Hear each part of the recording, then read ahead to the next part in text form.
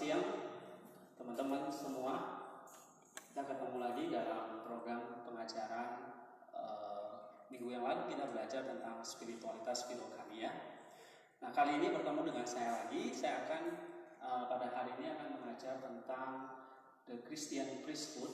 Ya, kita akan bertemu atau program ini akan disiarkan secara live setiap hari Selasa selama 5 minggu ke depan, mulai hari ini sampai nanti bulan Juli.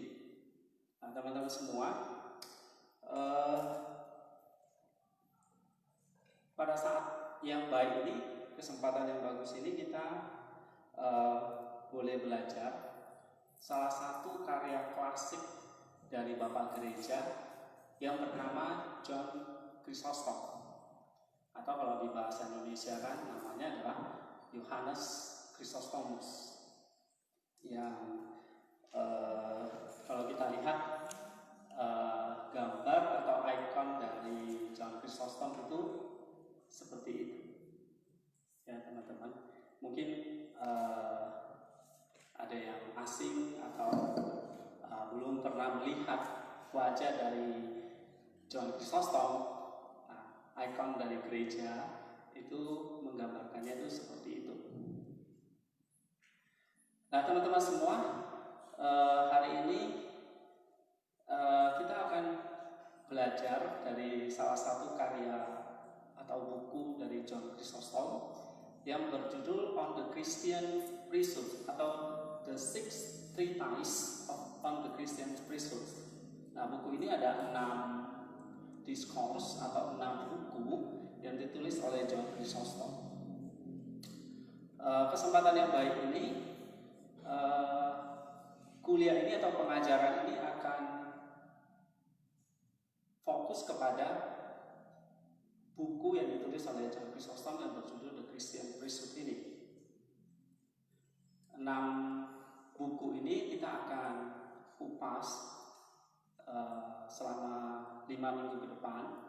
Ya, hari ini saya akan memberikan semacam pendahuluan dulu tentang siapa John Chrysostom dan juga tentang apa yang secara garis besar apa yang dia tulis di dalam bukunya The Christian Priesthood ini. Kita lihat biografi atau kehidupan secara singkat dari John Chrysostom. John Chrysostom adalah seorang uskup agung Konstantinopel.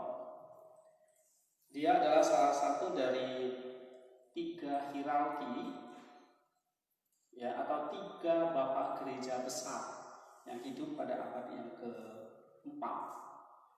Selain dia ada bapak gereja yang bernama Gregory sang teolog atau Gregory the Theologian. Yang kedua, the Great Basil atau Basil Agung. Nah, Chrysostom adalah salah satu dari 3 hierarki atau 3 bapak gereja besar yang kalau di gereja timur itu diperingati setiap tanggal 30 Januari. Chrysostom lahir di Antioquia sekitar tahun 347 dari keluarga seorang komandan militer. Ayahnya bernama Secundus meninggal pada saat Chrysostom lahir, sehingga ibunya yang bernama Antusa itu hidup menjanda. Pada saat dia melahirkan Chrysostom, ibunya itu baru berusia 20 tahun. Dan selama hidup ibunya, Antusa ini dia tidak menikah lagi, dan dia berjanji untuk mencurahkan seluruh hidupnya, seluruh energinya untuk membesarkan putranya dalam kesalehan Kristen. John Chrysostom belajar di bawah para filsuf dan ahli retorika terbaik. Misalnya pada saat itu salah satu guru filsafat pada retorika terbaik adalah Libanus. Nah, John Chrysostom belajar di bawah Libanus. Tetapi kemudian John Chrysostom memilih untuk mendevosikan, mengabdikan hidupnya kepada studi tentang kitab suci, pada kehidupan biara, kehidupan monastik. Dia meninggalkan disiplin ilmu sekuler yang dia pelajari bertahun-tahun. Nah, John Chrysostom ini adalah seorang retorik yang hebat, seorang pengacara hebat, ahli hukum yang hebat, dan dia meninggalkan itu semua dan dia masuk menjadi seorang biarawan. Kemudian pada tahun 367 John Chrysostom dibaptis oleh uskup Antioquia yang bernama Meletius. Meletius ini merupakan bapak rohani dari John Chrysostom. Dia sangat mengasihi Chrysostom seperti anaknya sendiri. Dia membimbing iman Chrysostom, sehingga pada tahun 367 John Chrysostom menyerahkan dirinya untuk dibaptis di dalam Kristus. Kemudian 3 tahun setelah itu Chrysostom diangkat sebagai reader atau sebagai pembaca di dalam gereja. Nah, biasanya dalam gereja itu ada tingkatan ya. Biasanya mulai dari reader, baru nanti bisa naik jadi calon diaken, baru penatua, dan jenjang paling tinggi menjadi uskup.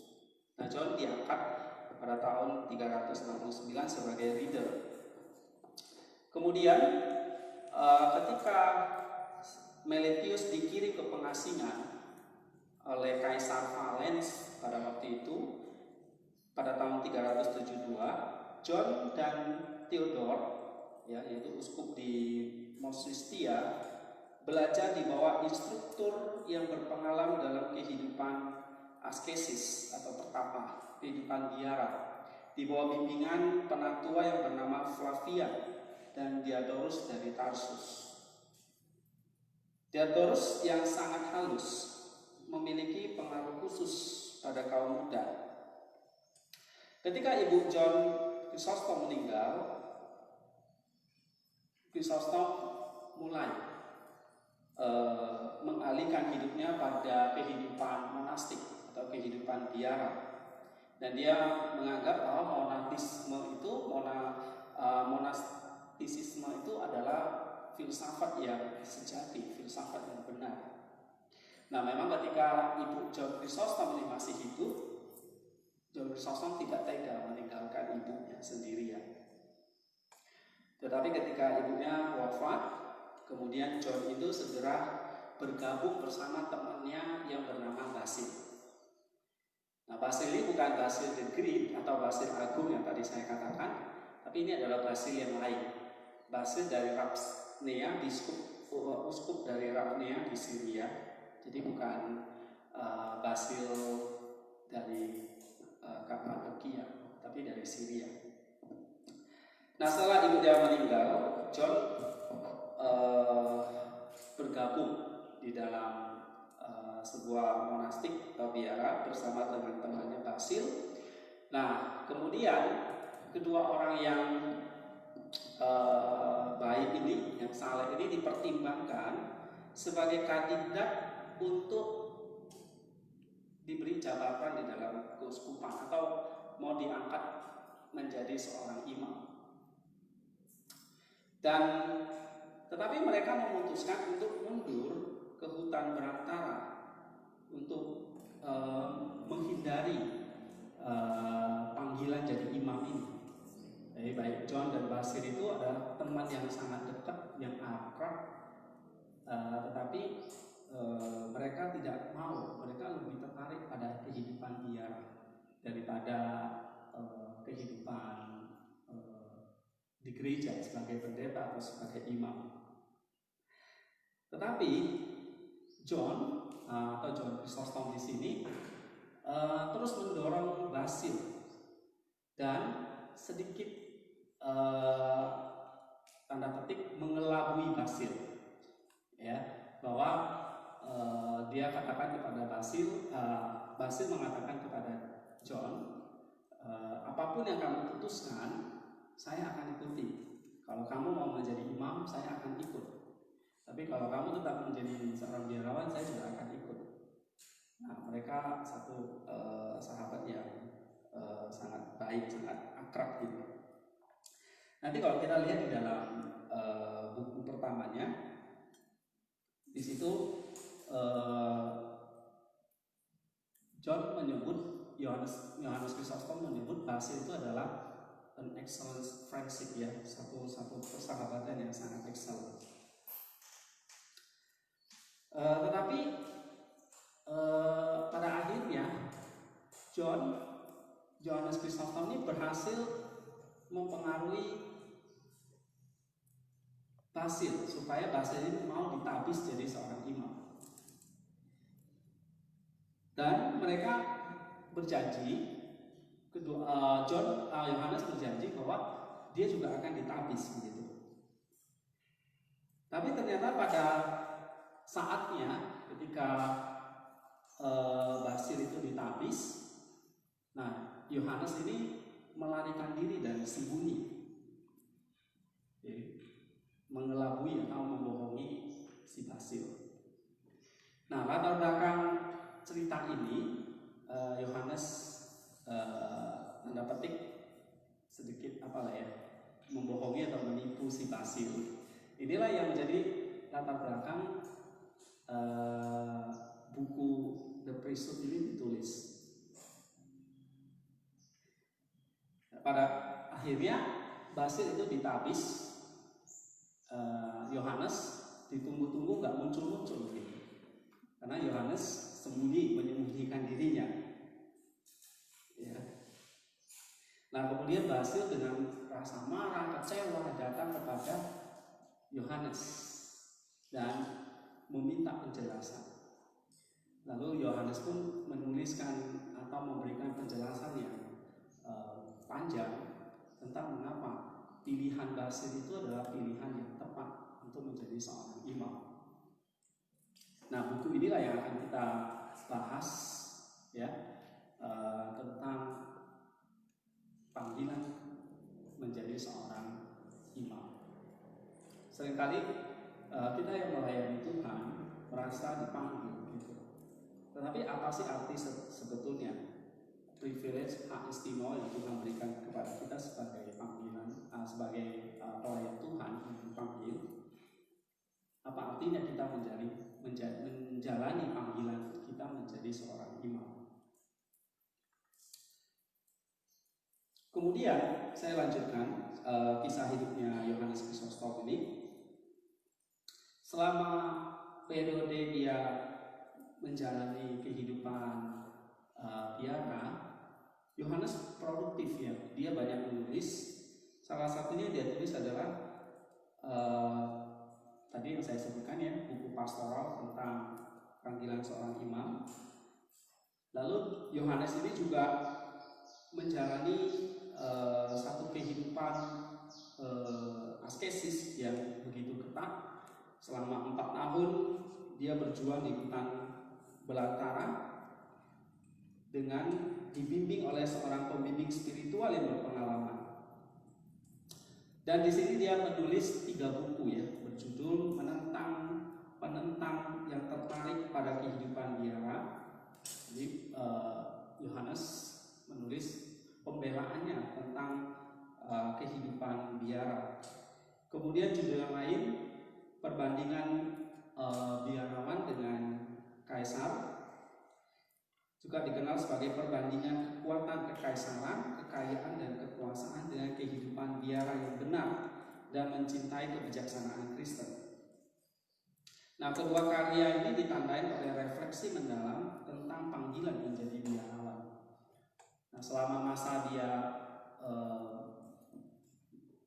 menjalani kehidupan askesis atau di biara, Yohanes menulis beberapa buku penting, yaitu panggilan menjadi seorang imam dan panggilan menjadi biarawan. Kemudian selama 2 tahun Yohanes tinggal di sebuah gua dalam keheningan total. Ya, tadi 4 tahun di padang hutan belantara, lalu selama 2 tahun dia tinggal di dalam gua yang gelap dan hening, ya, sampai akhirnya kesehatannya itu memburuk. Nah, kemudian dia dipaksa kembali ke Antioquia. Dan pada saat itu, pada tahun 381, Uskup Antioquia bernama Meletius yang membaptis Yohanes juga, itu menabiskan Yohanes sebagai diaken. Tadi sebagai leader, sekarang dia naik jabatan menjadi diaken pada tahun 381. Nah, tahun-tahun berikutnya inilah waktu dia menjadi diaken dan akhirnya nanti menjadi uskup di Antioquia, dia banyak mencurahkan pengajarannya dalam bentuk homili, ya, khotbah, ya, dan juga tulisan-tulisan, misalnya tulisan tentang penyelamatan kepada asketik di Stagirios, terus tentang virginity, tentang keperawanan, kemudian tentang janda muda, ya, ini refleksi dia, pengalaman hidup dia bersama dengan ibunya yang adalah seorang janda muda, ya. Kemudian kita lihat juga dia menulis kitab Babilos, ya, dan melawan Julian dan kaum pagan. Nah, pada tahun 386 Yohanes Krisostom itu ditabis menjadi presbiter atau penatua. Tadi diaken, kemudian setelah 5 tahun dia menjadi diaken, dia ditabis menjadi seorang penatua pada tahun 386 oleh Uskup Flavian, bernama Flavian dari Antioquia. Jadi Meletius digantikan oleh Flavian. Nah, Yohanes ini adalah seorang pengkhotbah yang luar biasa. Ya, kata-kata dari mulutnya itu seperti Krisostom, artinya mulut emas. Ya, perkataan yang keluar dari mulutnya itu adalah perkataan Krisostom atau mulut emas. Maka dia dijuluki John Chrysostom. Chrysostom itu artinya the golden mouth, ya, si mulut emas. Yohanes si mulut emas, ya, itu John Chrysostom. Mengapa? Karena kata-katanya, pengajarannya itu sangat memberkati gereja atau umat di Antioquia. Nah, dia berkhotbah selama 12 tahun, ya, sejak dia jadi ditabiskan menjadi penatua atau presbiter di sana.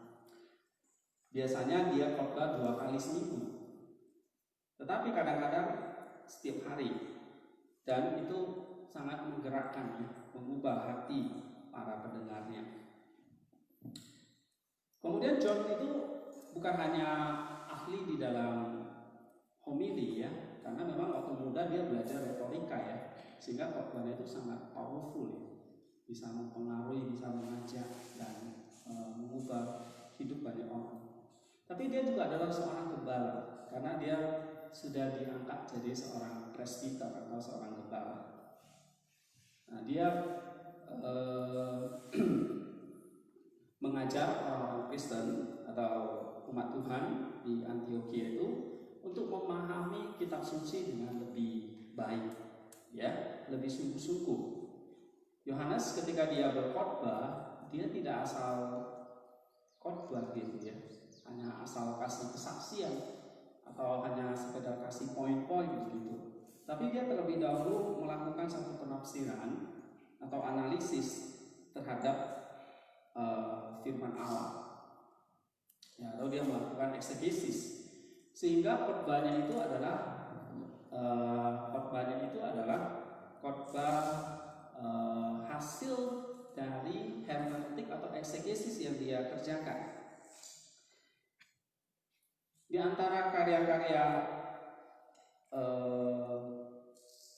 yang dia khotbahkan, ya, dulu dia tidak sengaja, ya, maksudnya tidak sangat khusus membuat komentar gitu, tapi komentar yang dihasilkan kita baca itu sekarang itu adalah hasil khotbah dia, mulai dari kitab Kejadian, Mazmur, Injil Matius, Yohanes, surat-surat Paulus, dan juga banyak homili dari teks-teks tersendiri dari kitab suci. Kemudian dia juga banyak khotbah tentang hari-hari perayaan khusus di gereja, tentang orang-orang kudus, dan juga homili yang bersifat apologetis atau membela iman orang Kristen, seperti melawan orang-orang dari anomia, orang Yudais, orang-orang pagan yang tidak percaya. Sebagai seorang imam, John dengan penuh semangat juga memenuhi kebutuhan jemaatnya, memenuhi kebutuhan domba-dombanya. Dia merawat orang-orang yang membutuhkan. Di bawah keuskupan di bawah kepemimpinan John Chrysostom, gereja Antioquia itu menyediakan makanan setiap hari sebanyak lebih kurang 3.000 orang untuk para gadis dan janda-janda. Itu tidak termasuk para peladang, penuai, gitu ya, para musafir, pengembara, dan orang-orang sakit. Yohanes juga memulai penafsiran tentang kitab Kejadian itu pada permulaan masa puasa atau masa Lent menyambut Paskah pada tahun 388. Dia memberikan khotbah 32 homili selama 40 hari berturut-turut. Kemudian selama 1 minggu masa sengsara menjelang Paskah, Chrysostom banyak berbicara tentang Kristus yang dikhianati dan tentang penderitaan, tentang salib Kristus. Selama minggu-minggu setelah Paskah, homili pastoralnya banyak dikhususkan tentang kebangkitan Kristus. Nah, penafsirannya tentang kitab Kejadian diselesaikannya pada akhir Oktober tahun 388. Kemudian pada hari Paskah tahun berikutnya, Yohanes memulai homilinya tentang Injil Yohanes. Menjelang akhir tahun 389, ia kemudian beralih pada homili khusus Injil Matius. Pada tahun 391, orang-orang Kristen di Antioquia mendengarkan homilinya tentang surat Roma dan surat 1-2 Korintus. Kemudian pada tahun 393 dia menjelaskan atau dia membuat komentari dalam homilinya surat Galatia, Efesus, Timotius, Titus, dan Mazmur. Jadi semua surat Paulus ya ada sekarang homili yang disampaikan oleh John Chrysostom. Nah, para teman-teman semua bisa membaca homili-homili yang tadi kita juluki adalah homili dari si mulut emas ini ya, yang sangat berkati kita. Itu ada terjemahannya dari Philip Schaff ya. Semuanya ada dalam bahasa Inggris nanti. Sudah diterjemahkan dalam bahasa Inggris. Dalam homilinya tentang surat Efesus, dia mengecam ya perpecahan di Antioquia. Dia mengatakan, "Aku berkata kepadamu dan aku bersaksi di hadapanmu bahwa merobek-robek gereja berarti tidak lain adalah jatuh ke dalam ajaran sesat. Gereja adalah rumah Bapa surgawi, satu tubuh dan satu roh." Di sini Chrysostom sangat menekankan keesaan atau kesatuan gereja. Nah, di masa dia menjadi penatua inilah buku yang berjudul The Six Treatises on the Christian Priesthood ini ditulis kira-kira pada tahun 390 atau 391 ya. Buku ini ditulis adalah untuk membela, sebetulnya untuk menghibur Basil ya, dan membela bahwa apa yang diputuskan oleh Basil ketika dia menjadi seorang imam itu adalah keputusan yang tepat ya. Nah, lalu Chrysostom menjelaskan panjang lebar mengapa itu adalah keputusan yang tepat ya sebagai seorang imam. Nah, kesempatan hari ini nanti kita akan lihat review isi dari beberapa kutipan atau catatan penting dari The Christian Priesthood ini. Saya melanjutkan lagi. Kemasyhuran khotbah John Chrysostom akhirnya tumbuh dan pada tahun 397 dengan kematian Uskup Agung Nectarius dari Konstantinopel, ya. Uskup Agung bernama Nectarius itu adalah penerus dari Gregory the Theologian. Uskup Agung ini akhirnya pada tahun 397 itu wafat, ya. Lalu akhirnya John Chrysostom itu dipanggil dari Antioquia dan dia dipilih menjadi Uskup Agung Konstantinopel. Pada tahun 397 John menjadi seorang uskup di sana. Dia meninggalkan gereja di Antioquia. Nah, di ibu kota yaitu di Konstantinopel, John Chrysostom tidak bisa lagi berkhotbah sesering seperti yang dilakukan di Antioquia. Sehingga memang pada akhirnya memang tidak semua kitab PL dan PB itu dikupas ya, sampai habis oleh dia. Karena dia tidak bisa lagi berkhotbah seperti di Antioquia. Ya, menjadi seorang uskup di ibu kota itu adalah jabatan yang sangat tinggi ya di dalam gereja.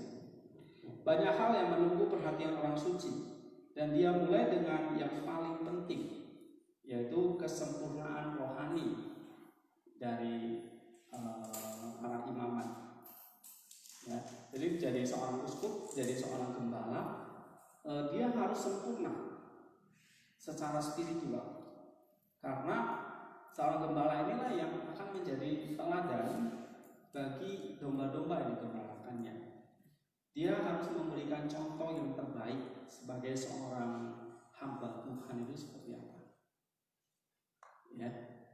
Nah, kita nanti akan banyak belajar tentang panggilan atau model seorang hamba Tuhan atau seorang pelayan Tuhan, pendeta katakanlah, atau penatua, majelis, seperti apa sih seorang pelayan Tuhan itu. Kemudian kita lihat lagi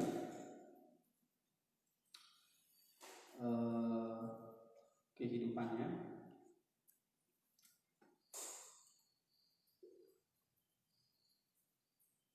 Sarana keuangan yang dialokasikan untuk uskup agung, ya, disalurkan oleh Yohanes ini ke dalam pemeliharaan beberapa rumah sakit untuk orang sakit, dan dia mendirikan 2 asrama, ya, 2 rumah singgah untuk para musafir.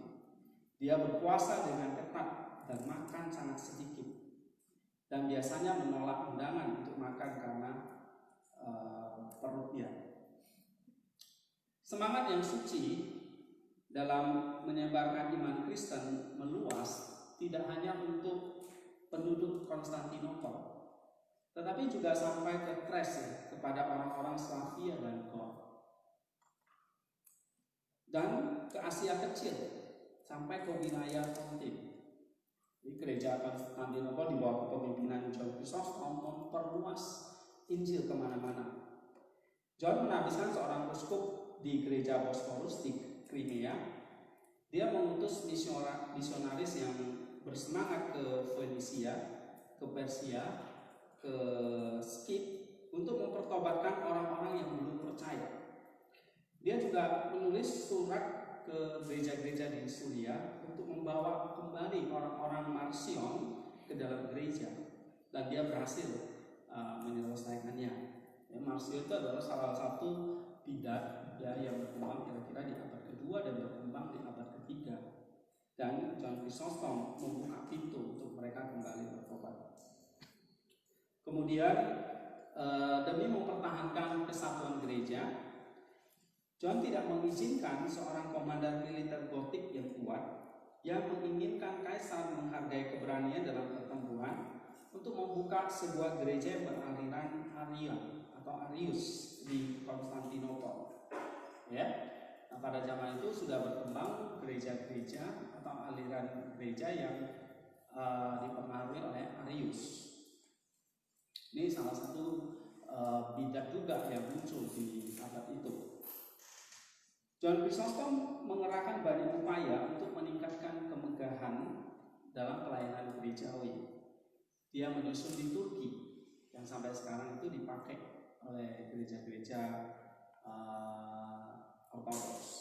Kemudian dia memperkenalkan banyak nyanyian him ya untuk doa semalaman. Dia menulis beberapa doa untuk sakramen atau ibadah pengurapan orang sakit dengan minyak.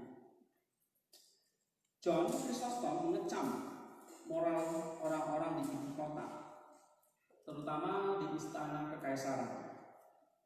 Nah, kemudian dia berkonflik nih dengan permaisuri ya yang bernama Eudoxia. Nah, dia melihat bahwa Eudoxia ini berkomplot ya untuk menyita harta kekayaan atau properti dari para janda dan anak-anak dari orang yang malang. Nah, John Chrysostom bangkit untuk membela. Nah, sang permaisuri arogan itu tidak mau mengalah. Dia menaruh dendam terhadap sang uskup. Lalu kebencian Eudoxia ini kepada Yohanes pun makin menjadi-jadi ya.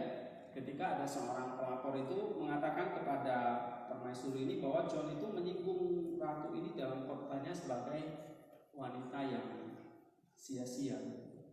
Nah, akhirnya permaisuri ini pun mengadakan satu pengadilan ya. Dia menangkap John untuk diadili dan disidang oleh uskup yang juga baru saja dikutuk oleh Chrysostom ya, yaitu Theophilus dari Alexandria dan uskup Severian dari Gabala. Nah, merekalah yang mengusir Yohanes Chrysostom ini dari gereja. Nah, akhirnya pengadilan menyatakan bahwa John Chrysostom dicopot ya dari jabatannya sebagai uskup dan diputuskan dia akan dihukum mati ya karena penghinaannya terhadap permaisuri. Tetapi kaisar memutuskan lain ya, dia tidak jadi dihukum mati tapi diasingkan atau dibuang. Lalu kerumunan orang marah ya, berkumpul di gereja. Mereka bertekad untuk membela uskup mereka. Nah, untuk menghindari kerusuhan, John Chrysostom tunduk kepada pihak berwenang. Malam itu juga ada gempa bumi di Konstantinopel. Eudoxia yang ketakutan mendesak meminta kaisar untuk membawa orang suci itu kembali. Lalu mengirim surat kepada Yohanes yang dibuang itu dan memohon Yohanes itu untuk kembali. Sekali lagi di ibu kota, di gereja di ibu kota ya, di Konstantinopel, Yohanes pun memuji Tuhan dalam sebuah homili singkat bernama Semua Demi Jalannya. Tetapi perjalanan Yohanes Chrysostom tidak hanya sampai di situ. Dia kembali lagi difitnah. Setelah 2 bulan, sebuah kecaman baru muncul. Sebuah kecaman baru memicu kemarahan permaisuri Eudoxia. Pada bulan Maret tahun 404, sebuah pengadilan yang tidak adil itu diadakan. Dekret pengasingan dikeluarkan untuk John Chrysostom. Lalu dia diasingkan, dia harus keluar dari Konstantinopel. Ya, api membakar gereja Hagia Sophia. Ya, lalu gedung senat kerajaan itu juga terbakar menjadi abu.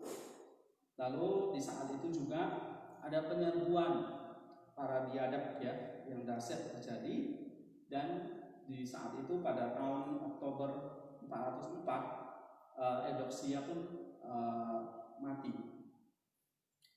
Nah, lalu para penyembah berhala ya, ada orang-orang yang tidak percaya menganggap peristiwa mereka memperlakukan John Chrysostom yang secara tidak adil ini adalah hukuman Allah atas penghukuman kepada John Chrysostom. Lalu John Chrysostom pun diasingkan ya. Di Armenia, John Chrysostom berjuang untuk mendorong anak-anak rohaninya.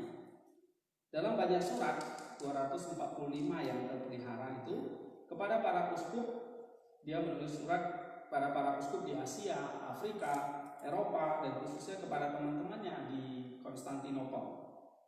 Yohanes menghibur penderitaan, ya, membimbing dan memberikan dukungan kepada para pengikutnya. Dan kita tahu bahwa kekristenan pada 300 tahun yang pertama itu banyak mengalami penganiayaan atau penderitaan dari kekaisaran Romawi, baik di barat ya maupun di Asia dan sampai juga di Konstantinopel. Nah, John Chrysostom pada musim dingin tahun 406, John Chrysostom dikurung di tempat tidurnya dalam keadaan sakit. Dari ibu kota datang perintah untuk memindahkan John ke Pitius di Abatskia di Laut Hitam. Menderita karena sakit, John memulai perjalanan terakhirnya di bawah pengawalan militer, bepergian selama 3 bulan dalam hujan dan salju. Dia tidak pernah tiba di tempat pengasingannya karena kelemahannya. Akhirnya dia hanya sampai di Komana. Di ruang bawah tanah yang diberi nama ruang bawah tanah Saint Basilicus, John atau Yohanes Chrysostom dihibur oleh penglihatan seorang martir yang berkata, "Jangan putus asa, saudara Yohanes. Besok kita akan bersama." Nah, lalu setelah dia menerima perjamuan kudus, akhirnya Yohanes Chrysostom pun tertidur di dalam Tuhan pada tanggal 14 September 407. Kata-kata terakhirnya adalah kemuliaan bagi Allah di dalam segala hal. Kemudian jasad John Chrysostom dipindahkan ke Konstantinopel pada tahun 438. Muridnya Isidore Pelusium yang terhormat menulis, "Rumah Daud tumbuh kuat dan rumah Saul menjadi lemah. Dia menang atas badai kehidupan dan telah masuk ke dalam surga." Itu yang ditulis oleh muridnya mengenang John Chrysostom. Nah, sekarang kita akan beralih kepada materi berikutnya.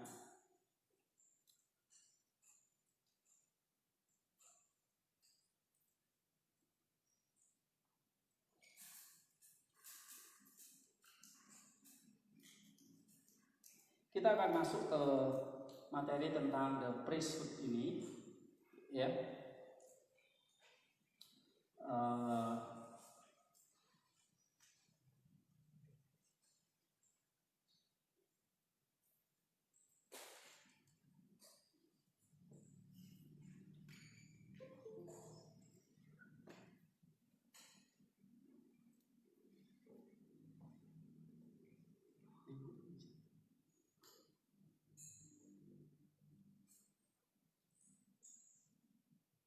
Keluarannya harus keluar.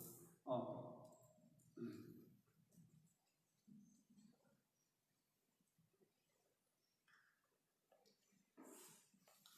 Ya. Materi ini saya ambil dari buku John Chrysostom on the Priesthood yang diterjemahkan oleh Graham Neville. Nah, dalam pelajaran kita nanti ada 16 topik yang akan kita bahas, ya. Dari 6 buku itu dibagi menjadi 16 topik, ya. Di sini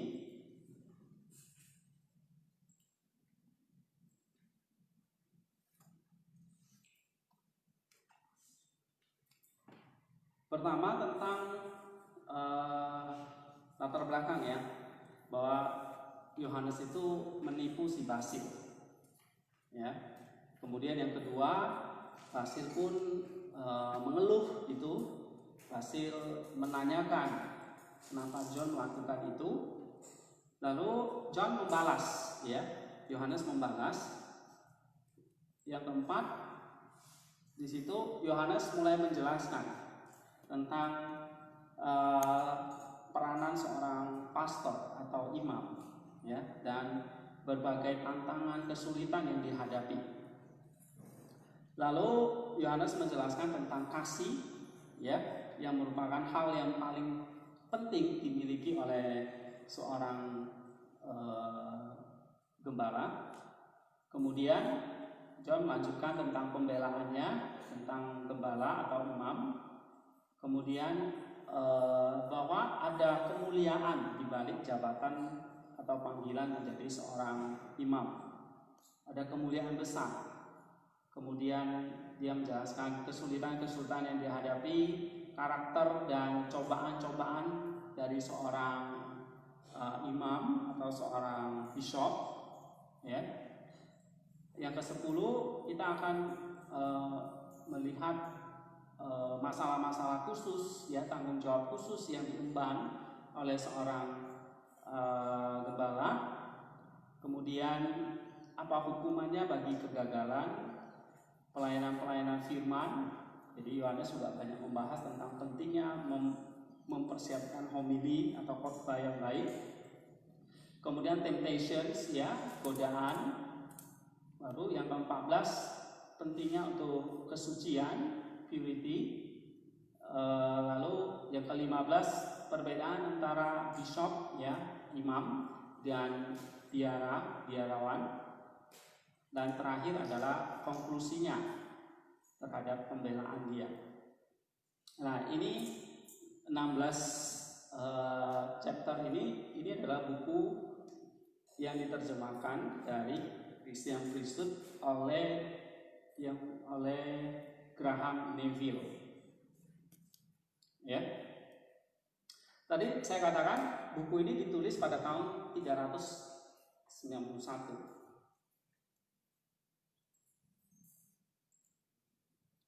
Ya, di pada saat itu di Antioquia, ya, Yohanes menulis buku ini.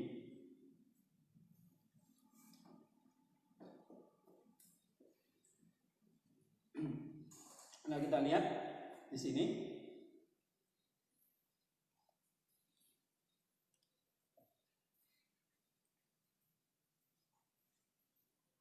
Nah, buku ini ditulis dalam bentuk dialog, ya, antara Chrysostom dan Basil, ya. Nah, kalau menurut kalau dari buku yang berjudul dari terjemahan Stevens, ya, dari buku Philip Schaff, editornya Philip Schaff.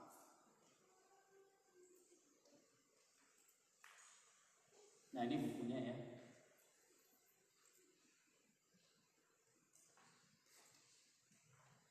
Ini adalah bukan Basil the Great, tetapi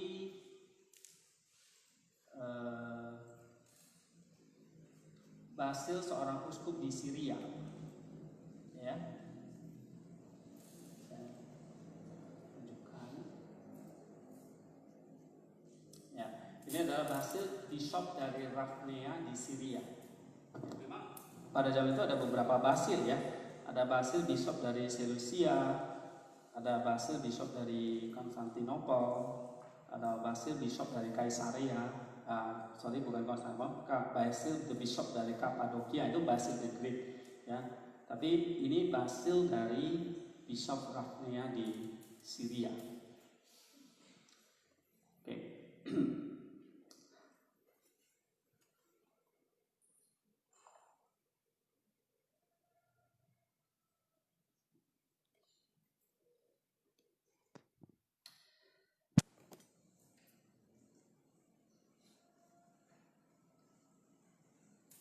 Nah, menurut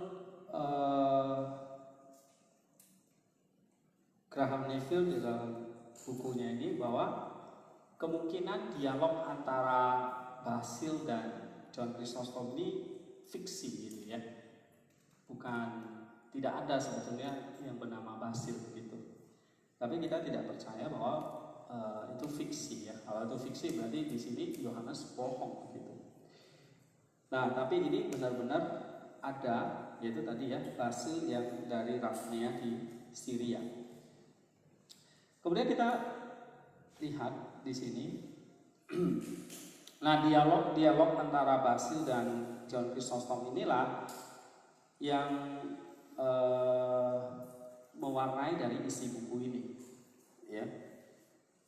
Nah, latar belakangnya tadi saya katakan bahwa John Chrysostom dan Basil pada awalnya ketika mereka bersahabat baik, ya, pada waktu itu Basil sudah jadi biarawan, tetapi memang John Chrysostom belum mau karena ibunya masih sendirian gitu.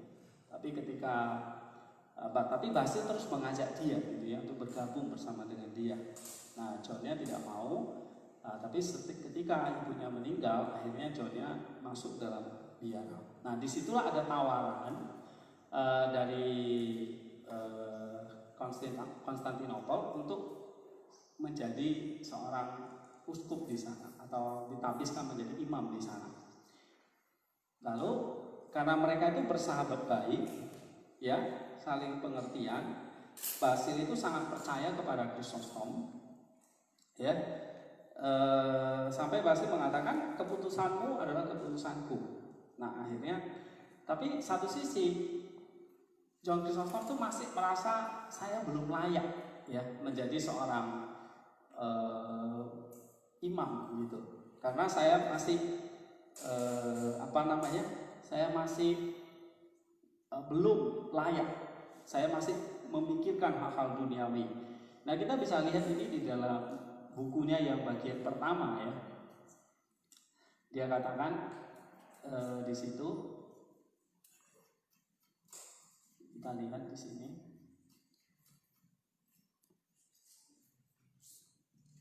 ya. Alasan pertama dia nolak karena ibunya, ya. Ya, yang kedua ini karena dia masih terikat dengan dia katakan di situ,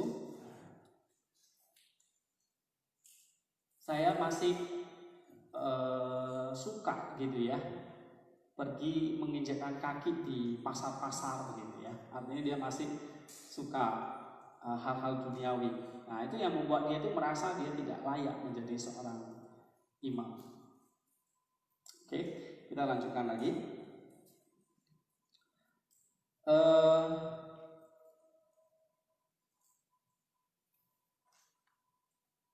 Nah, tetapi Chrysostom melihat temannya ini sangat saleh gitu ya, dan qualified, memenuhi syarat menjadi seorang imam. Lalu Chrysostom akhirnya terpaksa memakai cara ini gitu. Dia membohongi Basil supaya Basil itu bisa ditabis jadi imam. Nah, pada hari H-nya Chrysostom tidak datang, tapi menyembunyikan diri.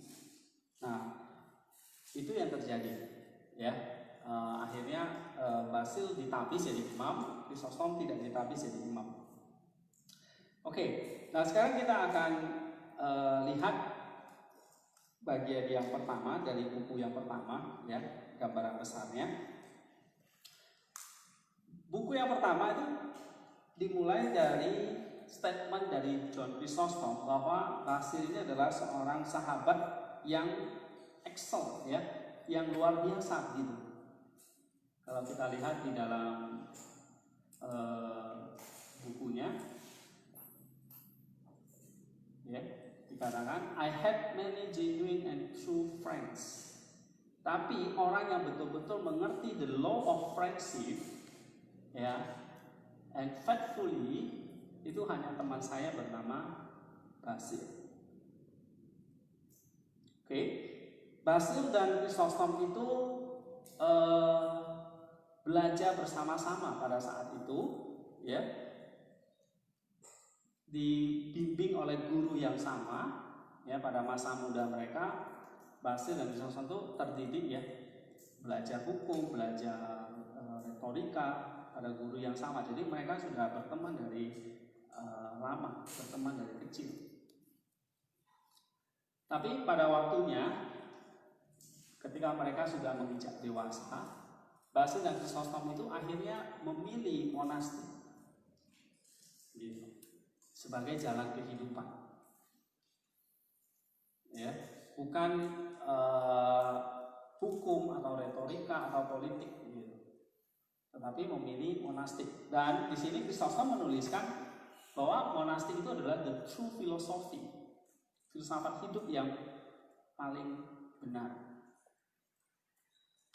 Tetapi karena tadi saya katakan karena masalah ibunya, akhirnya Chrysostom tidak, tetapi dia memberikan beberapa pembelaan ya. Kenapa kok dia tidak tega meninggalkan ibunya? Ya, dia bercerita tentang bagaimana dia dibesarkan oleh ibunya. Kalau kita baca di buku ini ya, ibunya penuh dengan perjuangan air mata, ya, mendidik dia dan membesarkan dia. Gitu.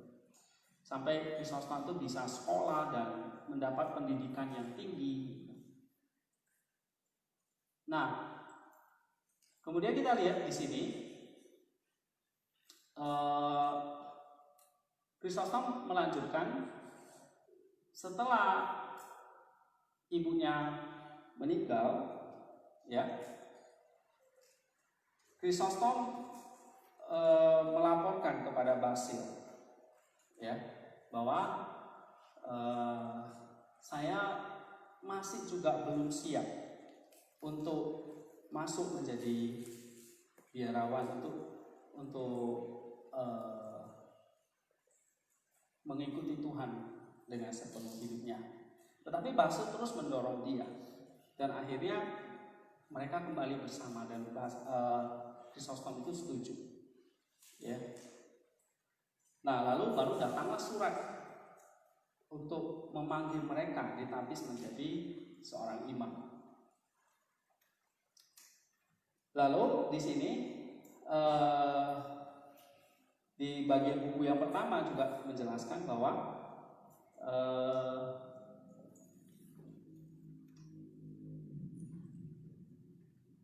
penolakan Chrysostom untuk ditapiskan menjadi seorang imam, ya, itu bukan karena dia sengaja mengakali Basil, atau dia mencari popularitas begitu, ya, tetapi dia mengatakan bahwa justru aku tidak ingin terkenal gitu ya, atau aku tidak sombong gitu. Mengapa? Karena jabatan seorang imam itu adalah jabatan yang sangat mulia. Nah, nanti dia akan jelaskan kenapa sangat mulia itu di buku yang kedua. Nah, buku yang pertama itu pada garis besarnya adalah tentang Basil itu ditipu oleh John Chrysostom. Nah, kita akan lihat garis besar bagian yang kedua, ya, di buku yang kedua. Buku yang kedua itu menjelaskan tentang Basil itu datang, ya, kepada John Chrysostom dan menjelaskan kenapa Basil itu melakukan hal yang demikian. Ya, John menyanggapnya dengan santai, ya, tetapi Basil sangat tertekan. Oke, lalu Basil itu bertanya kepada dia, ya, apa yang kamu lakukan itu, mengapa kamu sebut itu sebagai good management, katanya, ya, sebagai sesuatu yang baik, begitu. Lalu John Chrysostom memberikan argumentasinya, ya. Dia ambil contoh di dalam Injil Yohanes, ya, bahwa apa yang diminta oleh Yesus kepada Petrus, kalau kita baca dalam Injil Yohanes, ya, apa yang diminta oleh Yesus kepada Petrus untuk membuktikan bahwa Petrus itu mengasihi dia?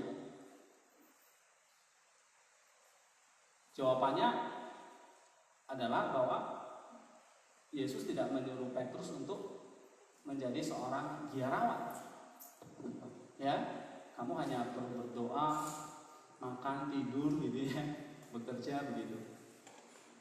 Tapi jawabannya adalah Petrus disuruh apa? menjadi imam, menjadi gembala, menggembalakan domba-domba.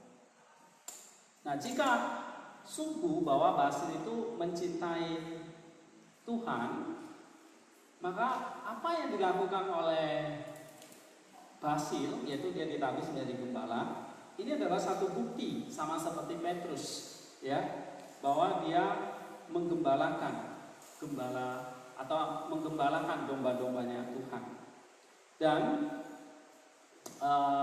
peduli kepada domba-dombanya Tuhan. Jadi Tuhan tidak meminta Petrus untuk berpuasa atau untuk berdoa tanpa henti, ya, tapi justru Tuhan menyuruh Petrus untuk menggembalakan domba-dombanya. Nah, bukankah jabatan sebagai gembala seperti itu adalah sebuah blessing, kata John Chrysostom, ya? Dan ketika kamu Basil menerima jabatan itu, bukankah ini adalah sebuah blessing, sebuah berkat, sebuah kemuliaan bagi kamu? Kenapa kamu kok menyesalinya? Lalu kemudian John Chrysostom di buku yang kedua lagi dia menjelaskan, ya, ini buku yang kedua.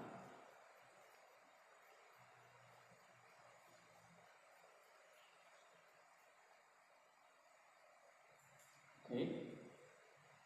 Tadi bahwa alasan pertama, ya, mengapa jabatan gembala itu begitu mulia, karena ini adalah perintah Yesus sendiri kepada Petrus, ya, gembalakanlah domba-dombaku. Kan seringkali kita tuh ketika belajar tafsiran Yohanes pasal 21 itu, ya, bahwa gembalakanlah domba-dombaku, sampai Petrus itu ditanya 3 kali kan, ya kan? Lalu Petrus tetap jawabnya sama kan, gitu. Tapi kan kalau kita lihat dalam bahasa Yunani itu kan Tuhan menanyakannya agape, tapi Petrus jawabnya dengan filio, ya kan? Nah, lalu ada yang menafsirkan, ya memang kasihnya Petrus itu cuma sampai segitu, ya, terima apa adanya gitu. Nah, tapi Tuhan meminta harusnya kita punya kasih agape. Biasanya tafsiran yang pernah saya pelajari atau saya dengar itu seperti itu. Nah, tetapi Chrysostom menariknya adalah melihat ini bukan soal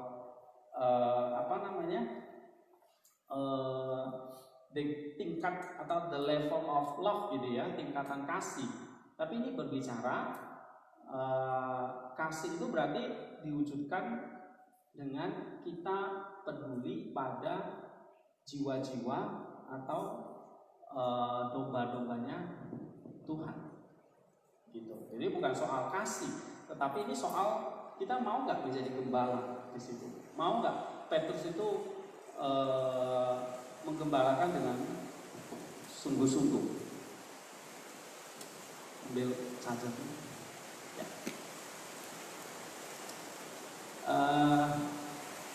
Kemudian kita lanjutkan lagi, ya. Alasan kenapa priesthood ini adalah satu jabatan yang sangat mulia.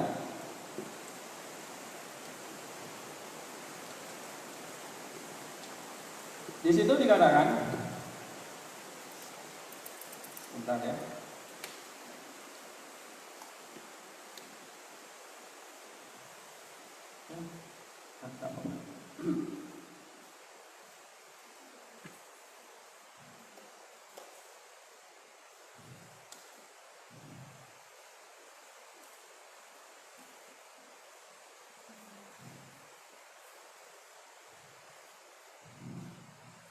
Oke. Lalu Chrysostom menjelaskan lagi, penggembalaan itu adalah lebih sulit daripada menjadi seorang gembala kambing domba maksudnya. Kalau seorang gembala domba bisa mengontrol domba-dombanya itu dengan memasukkan mereka ke kandang gitu. Ya, ini di bagian kedua ya, di buku yang kedua. Nanti pada pertemuan berikutnya nanti kita akan lihat kutipan-kutipannya ya. Nah, kali ini hanya pengantar dulu. Dia mengatakan bahwa gembala gampang, tinggal masukkan aja domba-dombanya ke kandang. Ya. Tetapi untuk seorang gembala atau seorang imam ya di gereja nggak bisa kita kurung jemaat kita di gereja lalu kita marah-marahin begitu ya, kamu ya misalnya ya, nggak mau taat, nggak bisa begitu ya. Kalau seorang gembala domba gampang kan, dombanya tinggal masuk ke kandang, kunci, udah beres begitu. Nah, tetapi seorang imam itu nggak bisa begitu ya. Dia katakan kalau seorang dokter ya, ketika dia tidak tahu atau dia tidak bisa mendiagnosa penyakit dari pasiennya ya, maka apa yang terjadi dengan pasiennya itu? Mungkin pasien itu akan sekarat dan mati gitu. Nah, sama seperti seorang gembala ya, jika dia tidak bisa menjalankan tugas penggembalaannya, maka apa yang terjadi kepada jiwa-jiwa dari domba-dombanya itu? Maka pasti akan mengalami yang namanya sekarat. Ya. Bahkan Chrysostom menjelaskan bahwa seorang gembala atau imam itu tidak bisa memaksa ya kawanan gembala dombanya itu untuk mengikuti apa yang jadi kemauannya. Beda kalau seorang gembala ya kan, gembala domba itu bisa dia mencambuk begitu ya, pakai kayu atau apa. Tetapi seorang imam tidak bisa ya. Seorang imam itu juga tidak bisa langsung main hukum gitu ya, tapi dia harus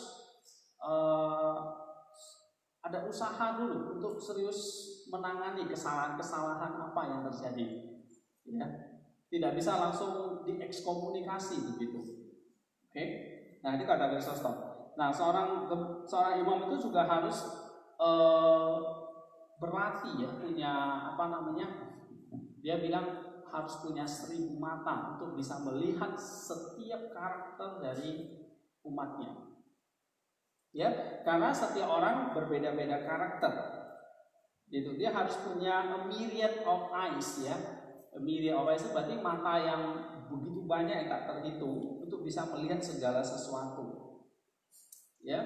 Lalu dia punya tanggung jawab bagaimana dombanya yang tersesat atau umatnya yang berdosa itu harus ditarik kembali, dicari sampai ketemu ya, supaya mengalami pertobatan kembali. Nah, si imam atau gembala ini tidak boleh mengalami putus asa. Ya. Tidak boleh despair gitu ya.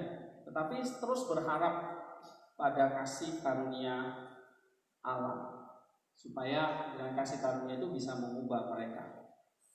Itu kata Chrysostom di buku yang bagian yang kedua ya, kalau kita baca nanti.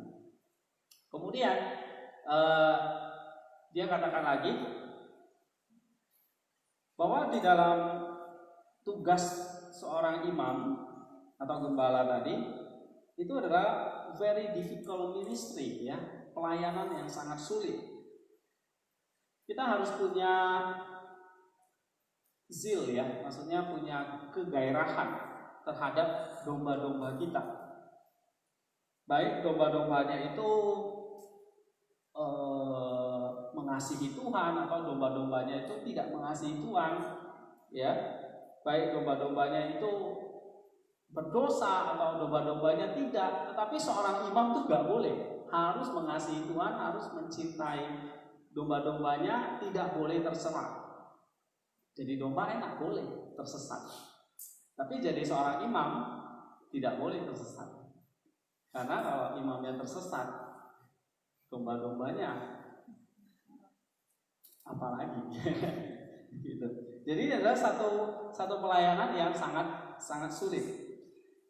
Ya. Dan ketika Basil tahu, akhirnya timbul satu penyesalan di dalam diri Basil.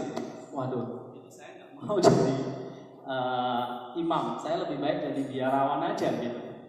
Ya. Tetapi Chrysostom menguatkan Basil kembali. Jangan takut. Ya.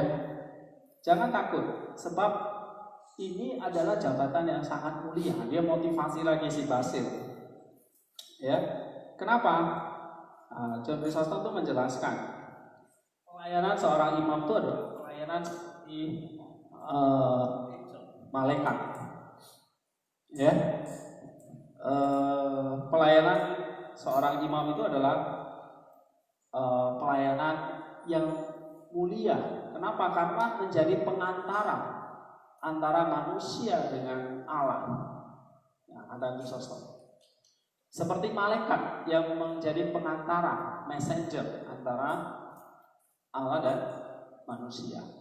Nah, Chrysostom menjelaskan bahwa pelayanan seorang imam itu adalah pelayanan angelic ministry.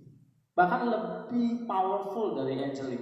Kenapa? Karena seorang imam itu bisa menghadirkan Roh Kudus untuk mengubah roti dan anggur itu menjadi tubuh dan darah Yesus. Nah, itu hanya imam yang bisa melakukannya. Bukan biarawan, bukan siapa-siapa.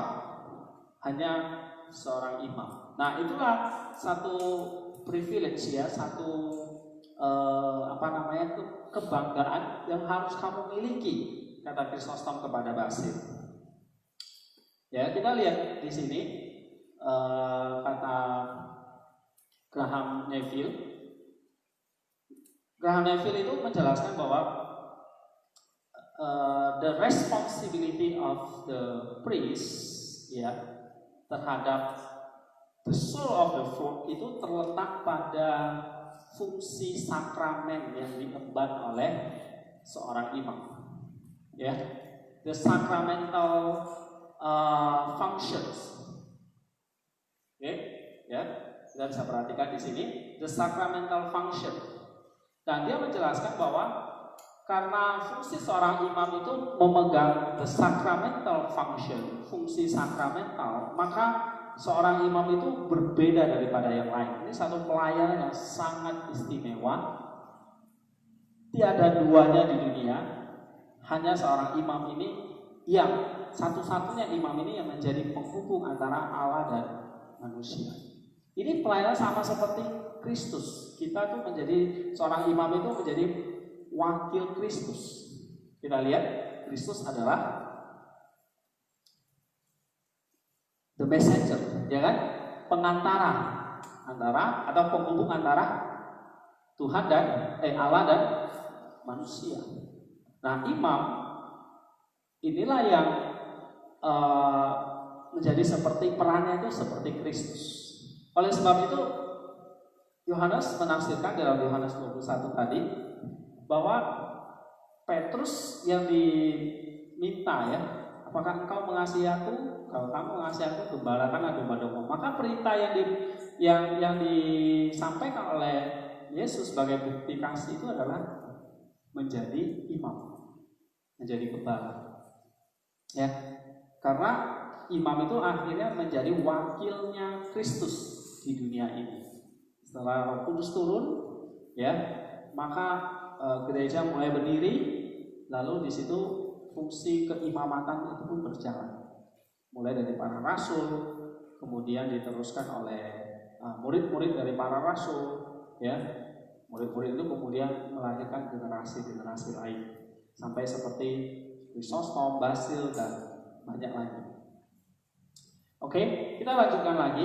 Tadi kalau pelayanan seorang imam itu adalah pelayanan seperti Kristus, seperti angel, gitu ya, yang punya dignity, yang punya high honor, ya, bahkan karakternya harus berbeda daripada manusia biasa. Kenapa? Karena ini pelayanan yang satu-satunya di dunia ini yang bisa imam ini menjadi perantara antara Allah dan manusia. Sehingga ini satu pelayan terhormat, karakternya juga harus berbeda dari manusia biasanya. Jadi seorang gembala itu karakternya tidak boleh sama dengan dombanya, apalagi kalah dengan dombanya itu lebih celaka. Ya, jadi kalau dombanya mengasihi 10 kali, imamnya harus 20 kali. Ya, nah karena di sini dikatakan the character is must be different from human gitu. Jadi karakternya itu sudah harus seperti Kristus, seperti malaikat begitu. Ya. Nah itu dikatakan di dalam buku 2 bagian yang kedua ya. Nah kemudian dia katakan di sini pelayanan seorang imam itu selain menjadi gembala ini adalah pelayanan yang tadi berfungsi secara sakramental, yaitu apa? Rekonsiliasi tadi saya katakan menjadi pengantara antara Allah dan manusia, ya. Pelayanan baptisan, kemudian perjamuan kudus, ya. Sehingga ketiga itu ya, rekonsiliasi, baptisan dan Eukaristi atau perjamuan kudus inilah yang dimana keselamatan kita itu bergantung, ya. Nah itu pentingnya seorang pelayan imam itu. Bahkan Chrysostom di dalam bukunya kedua mengatakan bahwa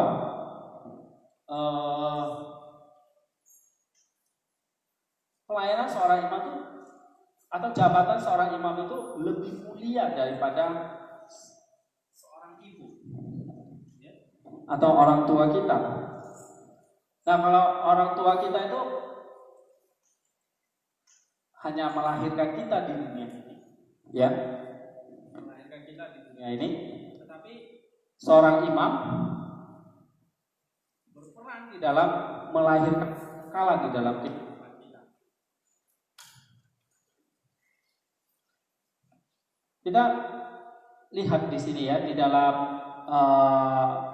buku bagian yang ketiga, ya, poin yang kelima, di situ nanti dijelaskan tentang bahwa pelayanan imam itu memegang 3 kunci yang penting ya, yaitu sakramen,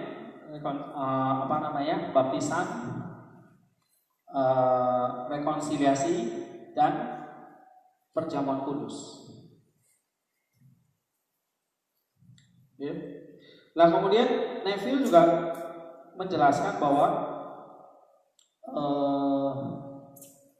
seorang imam itu diberi kuasa ya untuk mengurapi ya orang sakit, lalu menyembuhkan ya, menjadi pengantara dalam pengampunan dosa ya. Kemudian dia juga memegang peranan penting di dalam memutuskan kehidupan domba atau umatnya yang tersesat atau tidak. Ya. Jadi dia punya satu kuasa untuk mengekskomunikasi atau tidak. Ya, dia punya kuasa untuk bahkan Tuhan Yesus mengatakan punya kuasa untuk mengampuni dosa. Jadi ada memegang sakramen pengampunan dosa. Itu kata Chrysostom. Ya. Oke, kita lanjutkan lagi dalam buku yang ketiga. Di bagian buku ketiga, Chrysostom kembali lagi menekankan tentang pentingnya kita atau seorang imam itu memiliki kesucian hidup. Ya, oleh karena peranannya begitu sentral menjadi sacramental function di dalam gereja, ya, sehingga hidupnya itu juga harus hidup yang penuh dengan kesucian. Dan dia menjelaskan memang di dalam gereja ada begitu banyak godaan, ya, ada begitu banyak tentu tekanan-tekanan yang kita tidak bisa, kadang-kadang kita tidak bisa hadapi sendiri. Chrysostom mengakui gitu. Ya. Ya, seorang gembala itu tidak bisa terlalu keras dan juga tidak bisa terlalu lembek, gitu. Ya, dia juga tidak boleh membela orang-orang yang punya uang, ya, atau dia pro kepada yang punya uang di gereja, tapi dia mengabaikan yang miskin, ya. Lalu Kristus juga menyatakan bahwa seorang imam itu juga tidak boleh terlalu dekat dengan perempuan, ya. Ya, ini juga dia juga bahas, ya, karena mata dari perempuan itu selalu menggoda, ya. Nah, harus hati-hati. Kalian baca nggak ya? Ya. Nah, oleh sebab itu kita butuh yang namanya pelayanan seperti ini, namanya adalah grace, fearful, penuh dengan kebergantungan kepada Allah, ya. Kita ingat seperti pelayanan Tuhan Yesus sendiri, ya, yang selalu meminta, ya, berdoa kepada Allah, yang penuh dengan ketaatan, full of awe, ya, penuh dengan apa namanya, ya, takjub gitu, ya, bahwa saya nggak bisa, ya, Tuhan, kalau Tuhan sendiri tidak memampukan saya, begitu, karena begitu sulit. Nah, ini yang banyak diceritakan di bagian yang atau discourse yang ketiga. Lalu kita akan lanjutkan lagi.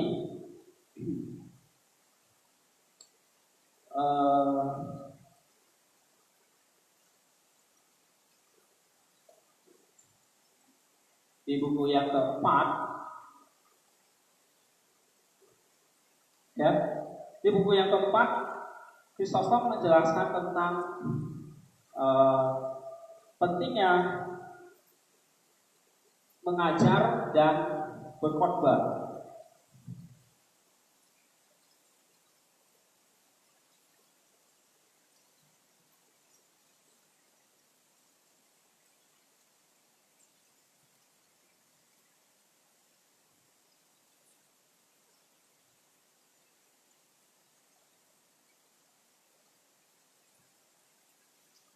Ya. Oke, pentingnya mengajar dan berkhotbah di gereja. Ya. Nah, seorang itu punya pertarungan tersendiri, katakannya, ya, yang harus disiapkan, ya. Nah, salah satunya itu adalah bagaimana firman Kristus itu benar-benar bisa disampaikan dan tinggal di dalam hati dari setiap umatnya. Nah, bagaimana firman Kristus itu bisa tinggal di dalam hati? Nah, ini peranan dari seorang imam kembali, ya. Tadi fungsi sakramental, ya, bahwa seorang imam itulah menjadi perantara yang menghadirkan Roh Kudus, ya, yang mengubah roti dan anggur itu.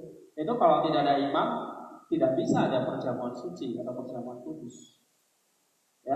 Tapi sisi lain, bagaimana selain tubuh dan darah itu, firman Kristus itu tinggal di dalam hati setiap orang. Karena itu juga yang menjadi perintah Yesus, ya, makanlah daging dan tubuh darahku. Tetapi juga Yesus mengatakan, dengarkanlah, lakukanlah segala perintah-perintahku atau perkataanku. Nah, perkataan Kristus ini hanya bisa disampaikan oleh seorang imam. Karena apa? Karena imam itu yang punya otoritas mewakili Kristus.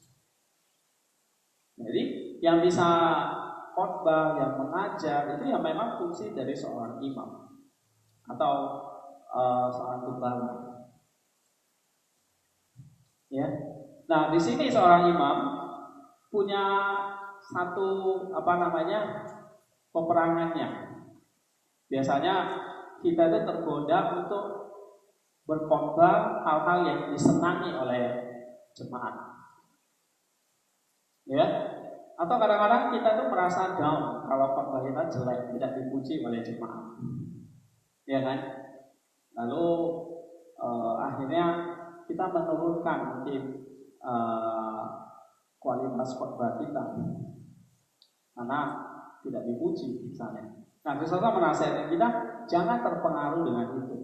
Ya, sampaikan dengan setia apa yang menjadi firman Kristus. Karena waktu kamu berkhotbah di sini dia katakan, kamu tidak berkata-kata sendiri. Itu adalah firman Kristus yang keluar dari mulut kamu. Nah, memang tantangannya pada waktu itu adalah banyak aliran-aliran atau ajaran-ajaran yang bidat ya. Jadi tantangan dari seorang imam itu adalah bagaimana mempelajari kitab suci secara benar supaya tidak dipengaruhi, misalnya kayak ajaran Manikean, Gnostik ya pada saat itu yang berkembang. Dia harus punya wawasan yang luas, ya. Bagaimana melawan ajaran-ajaran seperti Sabellian, Arianisme, gitu. Dia harus tahu ajaran yang lurus, ya, atau ajaran yang ortodoks. Nah, seorang imam itu adalah the students of Scripture, seorang murid dari kitab suci. Dia setia mempelajari kitab suci, ya, students of theology.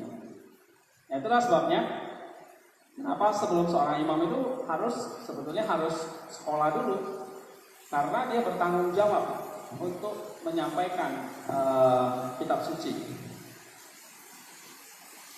Nah, seorang imam itu diberikan kuasa, ya, untuk apa? Untuk mewakili Tuhan, ya, menyampaikan apa yang menjadi isi hati Tuhan dari hari Minggu ke Minggu, gitu, ya. Lalu itu dibawa pulang oleh jemaat untuk dikonsumsi. Jadi seorang imam itu dia menyediakan di gereja menyediakan daging dan darah Yesus, ya, untuk dimakan dan diminum, ya. Kristus hadir di dalam hatinya melalui perjamuan kudus. Tetapi selama 1 minggu kemudian seorang imam itu bertanggung jawab untuk tetap memberi makan. Jadi gak seminggu sekali diberi makan, tetapi setiap hari. Lewat apa? Lewat homili, lewat khotbah, lewat firman Tuhan yang dibawa pulang. Nah, itulah makanan yang dimakan selama 1 minggu sebelum jemaat itu datang lagi beribadah. Ya, jadi memang fungsi seorang gembala itu kan feeding, ya, menuntut dombanya kepada rumput yang hijau, memberi makan, mengenyangkan, mendewasakan, gitu. Nah, itulah sama seperti fungsi seorang imam. Nah, ini banyak dijelaskan di bagian yang keempat atau buku yang keempat. Kemudian kita lihat lagi di buku yang kelima. Kristus kembali menekankan bahwa seorang pengkhotbah atau seorang imam yang berkhotbah itu harus punya skill, ya, harus punya skill untuk menggali kitab suci, dan dia setia kepada kebenaran yang sudah dia pelajari. Nah, tadi saya katakan bahwa seorang imam itu harus punya karakter seperti malaikat, ya. Bagaimana seperti itu? Nah, itu dibuktikan waktu dia berkhotbah, apakah dia meneladani, apakah dia yang pertama melakukannya itu. Misalnya dia mengajarkan jemaatnya untuk mengasihi, ya kan? Berarti yang harus melakukan pertama itu adalah gembalanya, imamnya, bukan jemaatnya. Baru nanti jemaatnya mengikuti. Nah, ya kalau si imamnya nggak pernah berbuat baik, nah, jangan disalahkan jemaat. Ya, makanya kalau tadi kita lihat di dalam cerita dari kehidupan John Bishop, ya, dia mempraktekkan apa yang dia baca. Waktu dia di Antioquia, dia memberi makan 3.000 orang setiap hari. Ya, nah, jadi satu contoh kepada umatnya.